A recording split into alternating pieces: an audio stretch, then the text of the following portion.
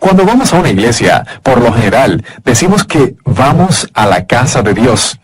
El doctor Adrián Rogers, en la voz del pastor Lenín Villanón, nos entrega la primera parte de su estudio bíblico, Mi corazón, el hogar de Dios. ¿Dónde está la casa de Dios? La verdad es que al estudiar la Biblia descubrimos que Dios ha estado viviendo en varias casas. Por así decirlo, se ha cambiado de casa varias veces. Lo que sucede es que cuando Dios vive en una casa y esa casa empieza a estar contaminada y sucia, Dios saldrá de esa casa porque Él no puede vivir en una casa sucia. Pudiera ser que nosotros nos acostumbremos a vivir en una casa sucia, pero no Dios.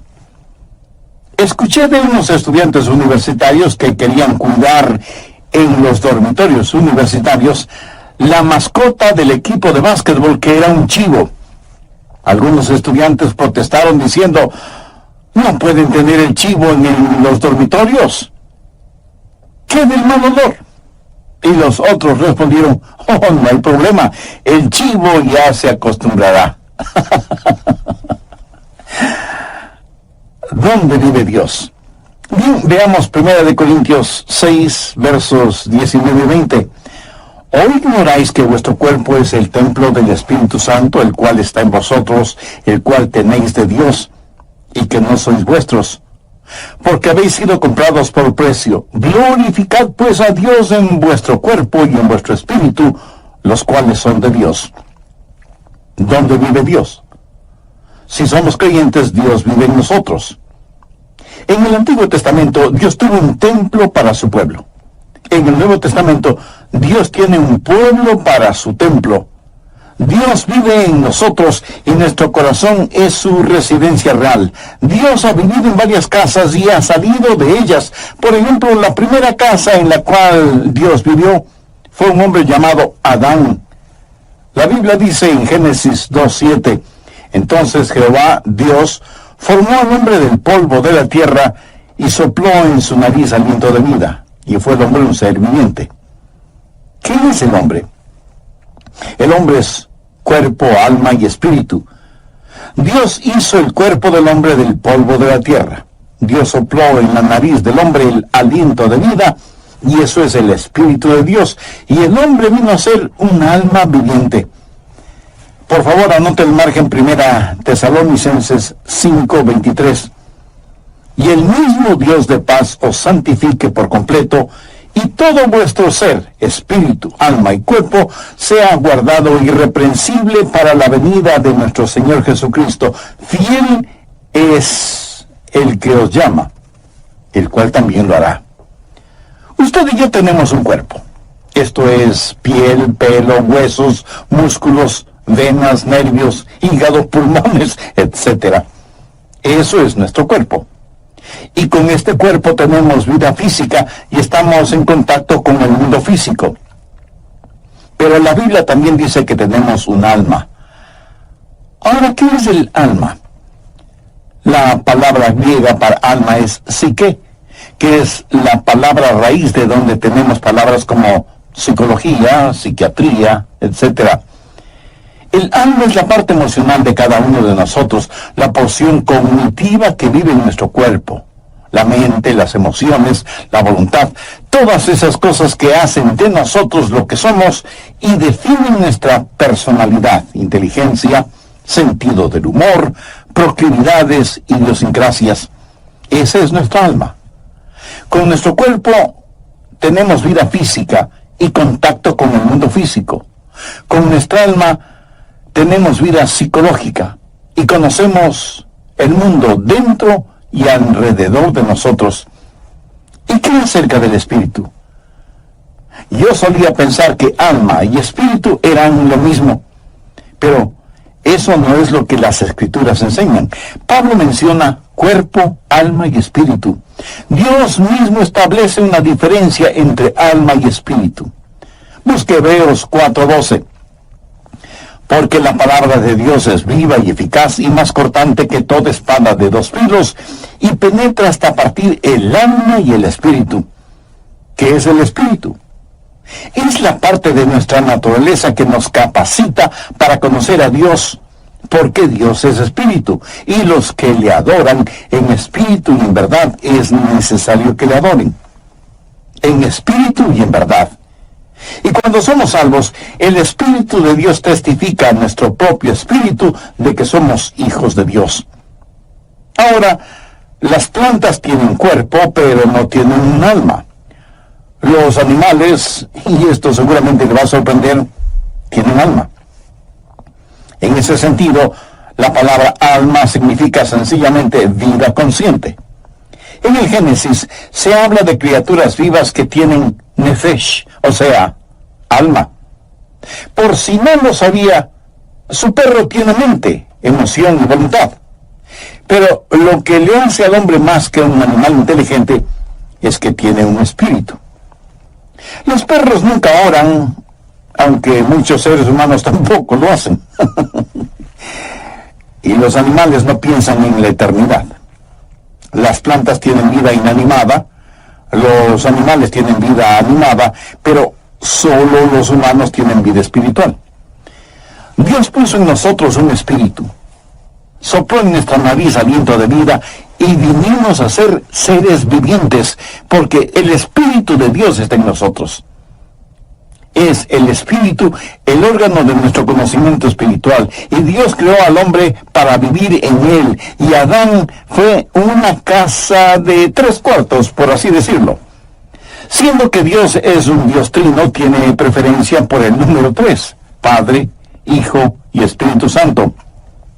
Y todo lo que Dios creó refleja esa verdad. ¿Qué es el espacio? Altura, anchura y profundidad. La altura no es la anchura y la anchura no es la profundidad. Cada una es diferente, pero son lo mismo. Son distintivas, pero inseparables, como el Padre, el Hijo y el Espíritu Santo. Pero no solo el espacio, sino también el tiempo. ¿Qué es el tiempo? Pasado, presente y futuro.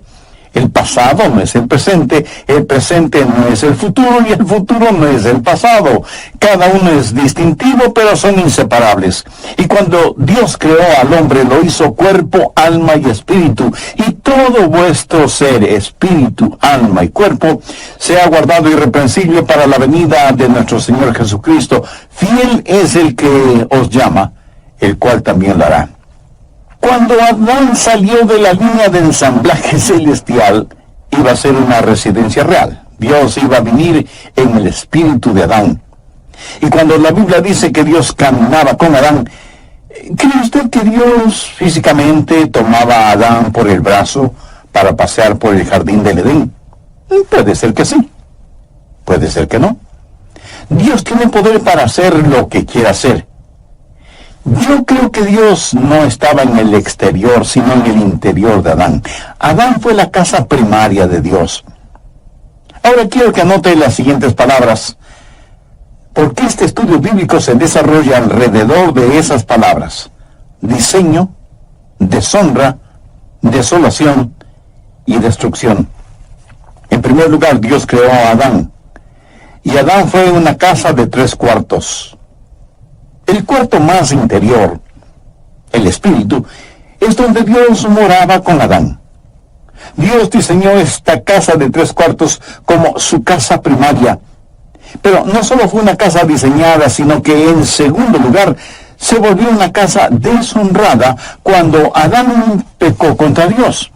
En Génesis 3:6 leemos: y vio la mujer que el árbol era bueno para comer y que era agradable a los ojos, y árbol codiciable para alcanzar la sabiduría. Y tomó de su fruto y comió, y dio también a su marido, el cual comió así como ella. Eso sencillamente quiere decir que pecaron, transgredieron la ley de Dios, porque cualquier pecado es transgresión de la ley divina. Desobedecieron a Dios. Y esta hermosa casa que Dios hizo fue contaminada, deshonrada, ensuciada y quedó desolada porque Dios salió de esa casa. Génesis 3:19 dice: con el sudor de tu rostro comerás el pan hasta que vuelvas a la tierra, porque de ella fuiste tomado, pues polvo eres, y al polvo volverás. Cuando Adán pecó, Dios salió de la casa, Y ahora Adán espiritualmente está sin Dios, pero su alma y su cuerpo están vivos. Adán es ahora una casa desolada, sin Dios. Y en vez de centrarse en Dios, se centra en sí mismo. Y en vez de que el espíritu tenga dominio sobre el alma tiene dominio sobre la mente, las emociones y la voluntad. Así que la casa diseñada fue deshonrada y quedó desolada. Y será finalmente destruida, pues polvo eres, y al polvo volverás. ¿Cómo murió Adán?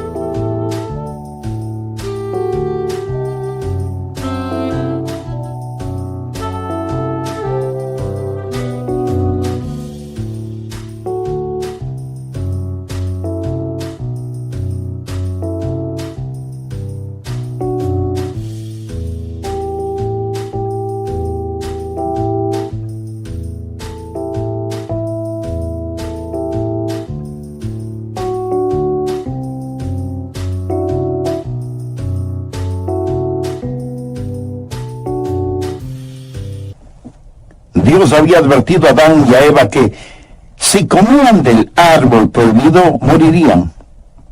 Cuando usted lee la Biblia, descubre que Adán vivió 900 años y tuvo hijos. Pero Dios no había dicho que morirían si comían del fruto prohibido.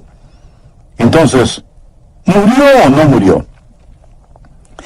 Déjeme decirle cómo murió Adán. Murió inmediatamente en su espíritu, murió progresivamente en su alma y murió definitivamente en su cuerpo. Esto es muy importante y quiero que se lo grabe muy bien en su memoria. Ahora, ¿qué significa el estar perdido? ¿Están perdidos solo los ladrones, los violadores, los asesinos, los drogadictos, los depravados sexuales? No. Estar perdido es estar sin Dios. ¿Cuánto se necesita pecar para estar sin Dios? La mitad de un pecado, ni siquiera un pecado entero. Dios jamás vivirá en una casa sucia. Dios ya no permaneció en Adán, que fue su residencia real y primaria. El instante que Adán pecó, inmediatamente murió en su espíritu. Leemos en 1 de Juan 5:12, el que tiene al Hijo tiene la vida, el que no tiene al Hijo de Dios no tiene la vida. Muchos de quienes me escuchan este mismo momento, aunque sientan latir su corazón y sepan que sus mentes están lúcidas, si no tienen a Cristo, están muertos. Y hay millones de muertos vivientes en el mundo. Y usted, aunque no se haya dado cuenta, probablemente está rodeado de gente que vive, pero en realidad está muerta. O a lo mejor usted mismo es una de esas personas. Adán murió inmediatamente en su espíritu y progresivamente en su alma. Ahora, ¿qué es el alma? La mente, la emoción y la voluntad. Su mente, que debía estar centrada en Dios, se volvió un jardín de malezas. Temores y neurosis y desengaños y dolores llenaron su corazón, su mente, su alma. Murió progresivamente en su alma. Y finalmente su cuerpo murió. Pero la semilla de la muerte ya estuvo en él, el momento que pecó. Muchos durante la época de Navidad compramos lo que llamamos un árbol natural o vivo. Mi amigo, ese árbol ya nada tiene de vivo o de natural, porque murió el momento que lo cortaron. Y si está muerto ya no es natural, porque carece de vida. Puede parecer que tiene vida, pero solo espera unos días y ese árbol da evidencias no de tener vida, sino de estar absorbido por la muerte. Hay personas que van a las iglesias bien decoraditas, lucen atractivas y frescas, pero están separadas de la vida de Dios. Solo hay que darles tiempo y su separación de Dios, su muerte espiritual, se hará evidente. Sin Dios morimos inmediatamente en nuestro espíritu. Morimos progresivamente en nuestra alma y final y definitivamente morimos en nuestro cuerpo. Nuestro cuerpo lenta pero inexorablemente está descendiendo hacia la tumba. Una casa diseñada, deshonrada y desolada. Dios salió de esa casa destruida y que fue la casa primaria de Dios y se llamó Adán. La segunda casa en la cual Dios habitó fue un templo. En el Antiguo Testamento Dios construyó un templo para su pueblo. Un tabernáculo, que fue una enorme carpa.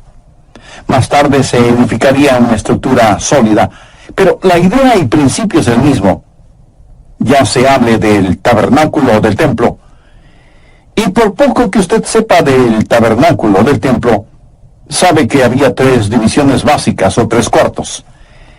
El patio exterior, el lugar para los sacrificios, el patio interior o lugar santo, donde la gente se reunía para tener comunión, y el lugar santísimo en donde estaba la Shekinah, la gloria de Dios. ¿Qué era el templo? No fue nada más que un modelo gigantesco, fue una lección objetiva de lo que es el cuerpo humano. En el patio exterior estaba el altar de bronce. Debemos presentar nuestros cuerpos como sacrificios vivos. El patio interior era el lugar en donde la gente adoraba y tenían comunión unos con otros, como cuando estamos en una iglesia, y representa el alma. Comunión a nivel del alma. Pero el lugar santísimo, el lugar más íntimo, representa el espíritu humano.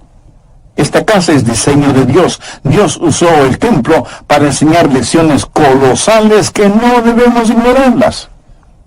En primer lugar, una casa es diseñada, un templo de 3 habitaciones, y Dios dijo, hacedlo de acuerdo al diseño que te he dado, porque es una lección.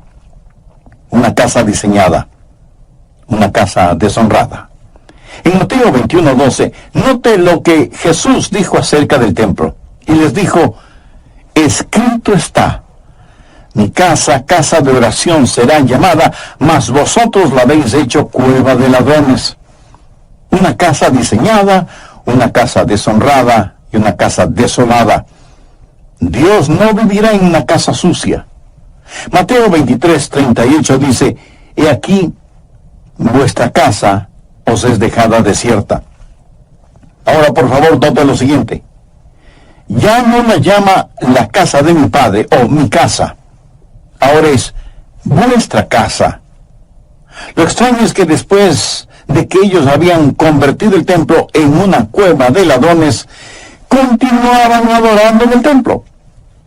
Pero Dios estaba a años luz de distancia de ese lugar. Ya no es la casa de Dios, es su casa.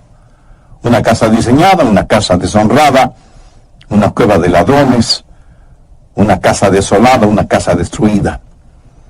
Busque Mateo 24, versos 1 y 2. Cuando Jesús salió del templo y se iba, se acercaron sus discípulos para mostrarle los edificios del templo. Respondiendo, él les dijo, ¿veis todo esto? De cierto os digo que no quedará aquí piedra sobre piedra que no sea derribada. En la actualidad usted puede visitar el sitio en donde estuvo el templo una vez y no encontrará una piedra sobre otra. Hay otros templos que han sido preservados, pero no este. La profecía de Jesús se cumplió.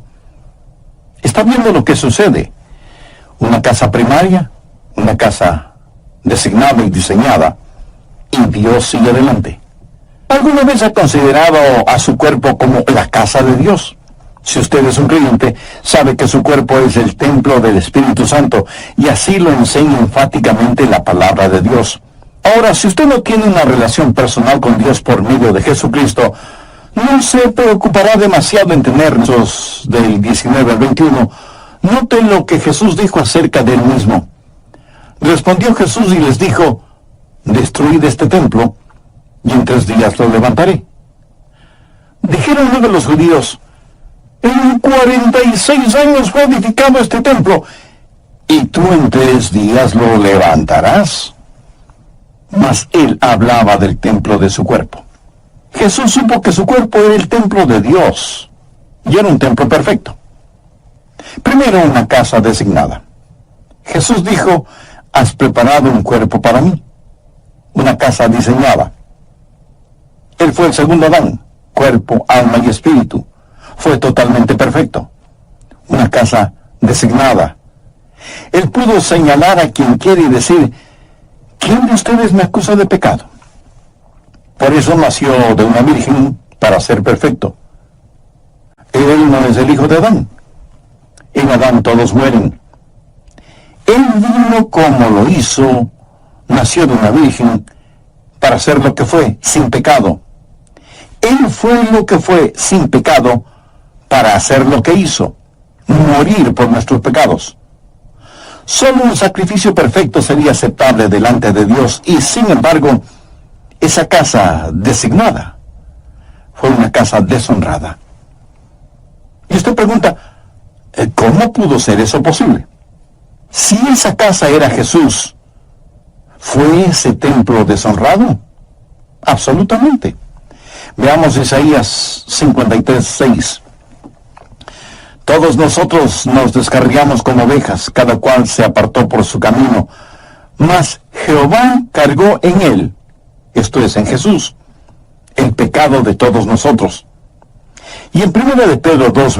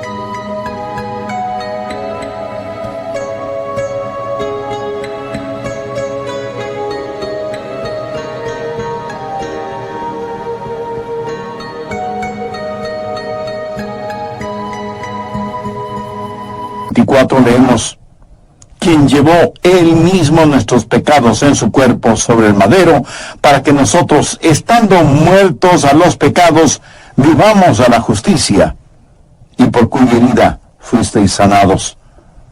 La Biblia también dice que al que no conoció pecado, o sea, Jesús, por nosotros lo hizo pecado. Dios tomó mi pecado, su pecado, nuestro pecado, toda la podredumbre, suciedad y maldad de este mundo, y lo puso sobre el Señor Jesucristo. Él nunca pecó, pero todos nuestros pecados fueron puestos sobre Él. Una casa designada, una casa deshonrada, una casa desolada. Veamos Mateo 27:46. Jesús está clavado en ese invento infernal llamado cruz, y agonizante y sangrante, y dice: Elí, Elí, lama sabactani. Esto es: Dios mío, ¿por qué me has desamparado? Bueno, le diré por qué lo hizo. Dios no puede vivir en una casa sucia.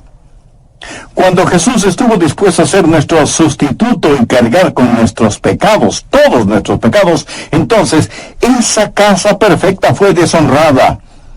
Y Dios el Padre le dio la espalda a su Hijo, porque Dios, que es de ojos puros, no puede contemplar la iniquidad. Y ahí está Jesús, clavado en la cruz, llevando los pecados de todo el mundo. Por eso su desgarradora pregunta: Dios mío, ¿por qué me has desamparado? Y si Jesús murió en su lugar, usted debe amarle por lo que Él hizo por usted. Antes de morir, David dijo: aunque ande en valle de sombras de muerte, no temeré mal alguno, porque tú estarás conmigo. Y Jesús cruzó ese valle completamente solo. Ni siquiera pudo pedir que su Padre le acompañara.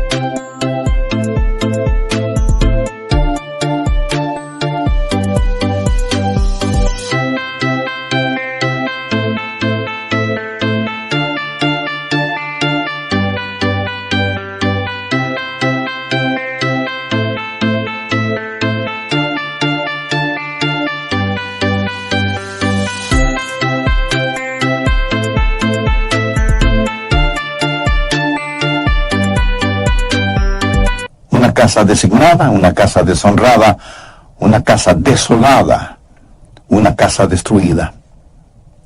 Juan 2:19 dice: respondió Jesús y les dijo: destruid este templo y en 3 días lo levantaré. Jesús sabía que iba a ser destruido. ¿Y quién iba a destruirlo? Dios el Padre. Y alguien me dirá de inmediato: un momento, pastor, pensé que nosotros crucificamos a Jesús. Bueno, sí, en el sentido que Él murió por nuestros pecados. Pero en Isaías 53:10 leemos: con todo esto, Jehová quiso quebrantarlo, sujetándole a padecimiento. Cuando Jesús tomó mi pecado y fue mi sustituto en la cruz, Dios tenía que tratarle a Él como me hubiera tratado a mí. Una casa designada, una casa deshonrada, una casa desolada, una casa destruida. La Biblia dice en Romanos 8:32, el que no escatimó ni a su propio Hijo. Permítame hacerle una pregunta. Si Dios no escatimó ni a su propio Hijo cuando llevó nuestros pecados en la cruz, ¿qué le hace pensar que Dios va a perdonarle a usted si rechaza a quien llevó sus pecados, o sea, a Jesús? La casa primaria de Dios fue Adán. La casa perfecta de Dios fue el Señor Jesús. ¿Sabía que Dios dejó de cambiarse de casa? Veamos 1 Corintios 6:19 y 20. ¿O ignoráis que vuestro cuerpo es templo del Espíritu Santo, el cual está en vosotros, el cual tenéis de Dios, y que no sois vuestros? Porque habéis sido comprados por precio. Glorificad pues a Dios en vuestro cuerpo y en vuestro espíritu, los cuales son de Dios. ¿Quiere saber en dónde vive Dios ahora? Si usted es un creyente, Dios vive en usted. Dios vive en mí. Y ya no se cambiará de casa. Y tal vez usted me pregunte, pastor, ¿está seguro de eso? Total, absoluta y completamente seguro. Anote el margen, 2 Corintios 6:16. ¿Y qué acuerdo hay entre el templo de Dios y los ídolos? Porque vosotros sois el templo del Dios viviente, como Dios dijo: habitaré y andaré entre ellos, y seré su Dios, y ellos serán mi pueblo. Ahora retrocedamos hasta el Evangelio de Juan, capítulo 14 y verso 16. Y yo rogaré al Padre, y os dará otro Consolador, para que esté con vosotros para siempre. Notó la última parte de esa promesa: para que esté con vosotros. ¿Por cuánto tiempo? Para siempre. Y en Efesios 3:17 leemos: para que habite Cristo por la fe en vuestros corazones. Dios ya no se cambia de casa. Muchas veces cuando vamos a la iglesia, por lo general decimos: vamos a la casa de Dios. Pero eso no es exactamente así, porque la verdad es que estamos llevando la casa de Dios, esto es, nosotros mismos, al templo. Bien, antes de finalizar, saquemos algunas conclusiones o lecciones de todo esto. Primero, la lección concerniente a la salvación. ¿Qué es la salvación? Salvación no es sacar al hombre de la tierra y llevarlo al cielo. Esa es la idea que la mayoría de las personas tiene. Por eso preguntan: ¿no quiero?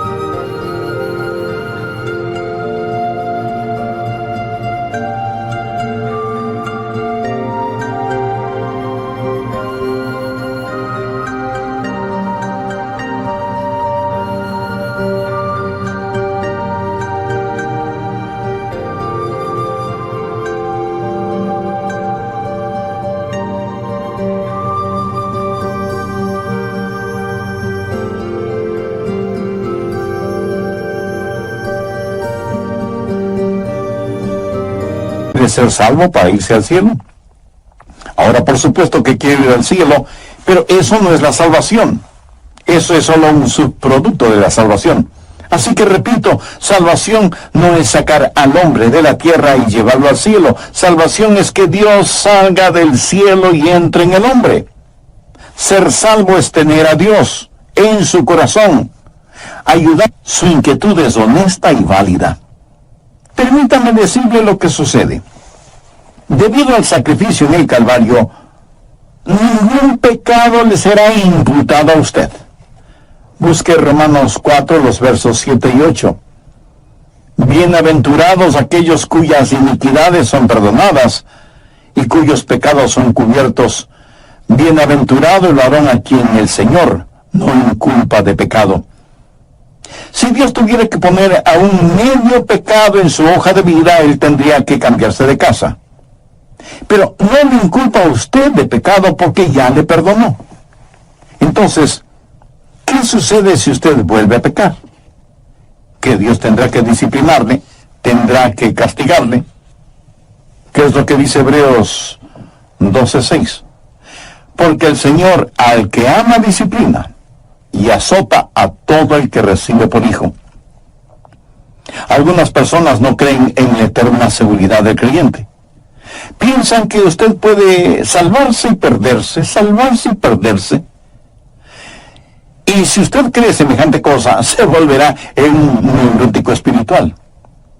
Algunos dicen, oh, yo creo en la seguridad y creeré absolutamente en ella cuando llegue al cielo. Otros piensan, cuando súbitamente dé el gran salto hacia el cielo, cerraré las puertas celestiales detrás de mí y diré, vaya, ahora estoy a salvo. Bien, pero espere un minuto. ¿Qué le hace pensar que estará seguro allá arriba si es que no está seguro aquí abajo? Recuerde que ángeles cayeron del cielo. Escúcheme muy atentamente. Seguridad no es un lugar. Seguridad es una persona. Y su nombre es Jesucristo. Tercero, la lección concerniente a la santificación. Ya he dicho que Adán murió inmediatamente en su espíritu, murió progresivamente en su alma y murió definitivamente en su cuerpo. Ahora, cuando usted se salva, Dios pone todo esto al revés, porque cuando se salva usted es justificado inmediatamente en su espíritu. La Biblia habla del espíritu del hombre justo, hecho perfecto. Usted es justificado inmediatamente.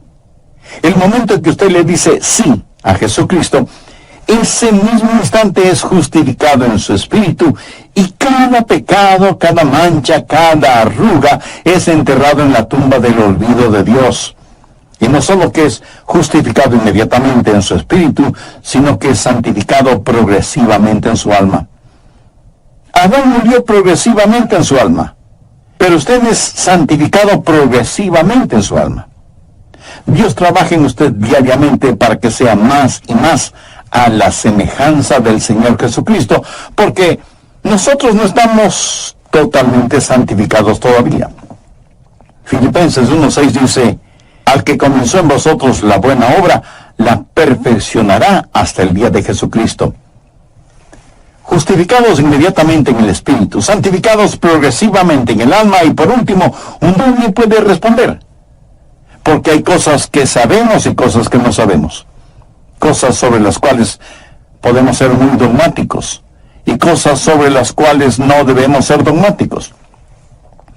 Primera de Juan 3:2 dice, amados, ahora somos hijos de Dios, y aún no se ha manifestado lo que hemos de ser, pero sabemos que cuando Él se manifieste, seremos semejantes a Él, porque le veremos tal como Él es.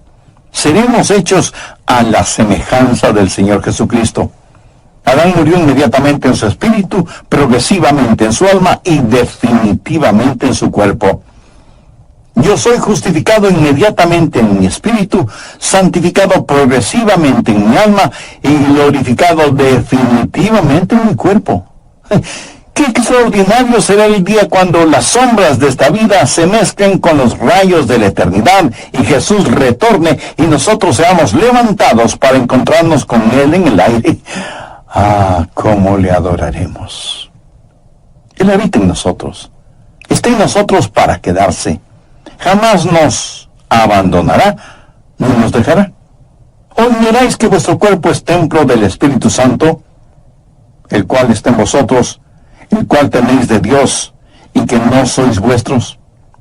Porque habéis sido comprados por precio. Glorificad pues a Dios en vuestro cuerpo y en vuestro espíritu, los cuales son de Dios. Su cuerpo es el templo del Espíritu Santo de Dios. ¿Cuántos de ustedes usan un lenguaje soez que no lo usan cuando están en la iglesia? Recuerde que cada día es un día santo y cada lugar es un lugar sagrado. Usted no haría nada para deshonrar o ensuciar la iglesia a la que asiste, ¿verdad?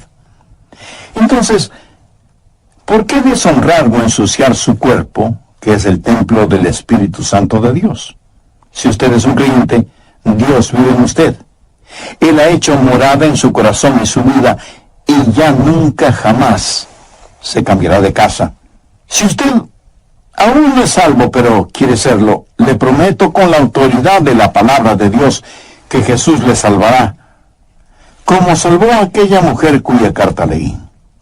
Y si usted está pensando, pero yo no soy pecador como ella, ¿sabe lo que Jesús les dijo a los fariseos que se creían tan justos y piadosos? De cierto os digo que los publicanos y las rameras van delante de vosotros al reino de Dios.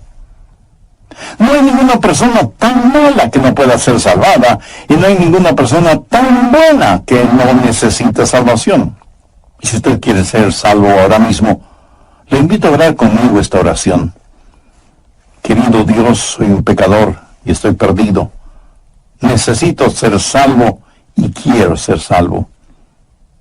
Señor Jesús, tú moriste en la cruz del Calvario para salvarme, y prometiste que me salvarías